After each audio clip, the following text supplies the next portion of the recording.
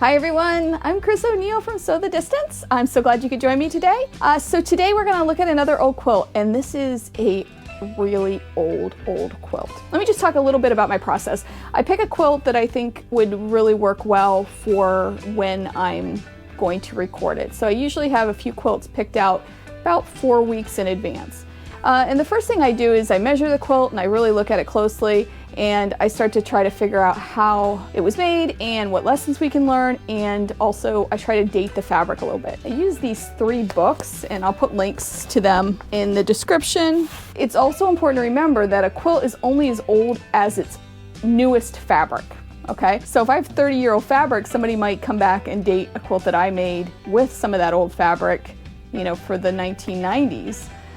When in reality I might have made it now. So keep that in mind when you're looking at old quilts and trying to date the fabrics. Anyway, back to this quilt. I've used it as a tree skirt for a few years. It's in rough shape, and I always knew that. But I never really looked at it with a critical eye to figure out how old it is. And much to my surprise, I believe it's from the 1800s, and I believe it's dated between 1830 and 1860. Now, I don't know for sure, but I can tell you when I realized it, when I found fabrics in it from that time period, my heart started racing, and I thought, okay, I was both terrified and excited at the same time, because I thought, how could I have this old quilt that I've been using on my floor for years be like this antique quilt? So let's take a look at it. It's scary to think about that this old quilt could be this old, but it's also exciting. I feel like those people at Antique Roadshow, you know, you see them and they're always like so surprised and shocked, and then they don't know what to do, because I'm thinking, do I get it appraised now? Do I keep using it as a tree skirt? What do I do? Anyway, let's take a look at this extremely, I think, old quilt. So as we start looking at this old quilt, you're going to first notice it's made up of 9 patches, and that's our 9 patch here. It's about 7.5 inches total, and then it has the sashing strips in that turkey red I talked about, and the cornerstones are, I believe, an indigo fabric. That should have been a clue to me that this was a really old quilt, but I have to say, when I started really looking at it, again, I followed that rule that an old quilt is only as old as its most recent fabric. And because I found this fabric, I thought, okay, this is not that old. But when I took a closer look at this particular fabric, I realized somebody had appliqued that 1970s print over top of one of these indigo blocks. That got me looking at other parts of this quilt, and I noticed there were more repairs, which also made me realize that I need to think about the dating of this fabric a little differently. This quilt is completely hand pieced. You can peek inside and see those hand stitching, and it's also tied, and you can see the ties right here. And remarkably, there's not a lot of wear around the ties, which is good to see, because sometimes you see the ripping being around the ties. That tells me that this was tied really well, and it was tied enough that it didn't cause any strain on those ties. There's no ties in the sashing. The maker did tend to just do it on the corners where the pieces came together. So another thing about this quilt, as you know, I always like to look inside. This is a very old cotton batting. You can see that in this picture here. When you hold it up to the light, that's not staining. That is simply light coming through this quilt. And as you moved the quilt over the light source, you can really see it. Let's look at the backing. And again, this is a really good indication of the age of this quilt. I found this quilt in one of the fabric dating books, and this fabric was in there, and this was from before 1830. The binding was a separate piece that was put on, and it is still that turkey red, and there's a lot of wear on the binding as well. If we look at the corners, the maker had just tried to miter the corners as best as possible. As we saw in some of my early quilts that I showed, there is piecing as well. So the maker had run out of some of the fabric and pieced it together to complete the block. You see that here. Another thing you'll notice about this quilt is the layout. You can see that we have the same fabrics here and different coordinating or contrasting fabric here. Also, you can see like almost every block is pieced. Look at that. So it does make there's a nice contrast between these two with the values, but then you see one like this that does not have a lot of contrast between those fabrics. So it's interesting because this maker paid attention to the blocks themselves and how they were configured, but did not worry about it being consistent throughout the quilt. I have another one here like that. And again, we see a repair. This was put on afterward.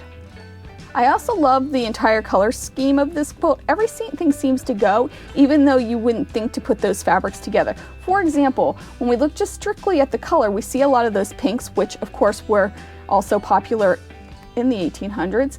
And you can see that these fabrics don't necessarily go with this red, but the whole quilt as a whole works. So I think that's very important. Same thing here. We see that here too. This pink up against this red, I don't know that I would put that combination together, but it works. Now, it's important to remember, this quilt was probably made because they needed a quilt, so it might have just been whatever they had that they put together, but I still think that you could put pinks and reds together and kind of give yourself a break with that. Here's another example. Look, these reds don't even have a real contrast, but they are different fabrics.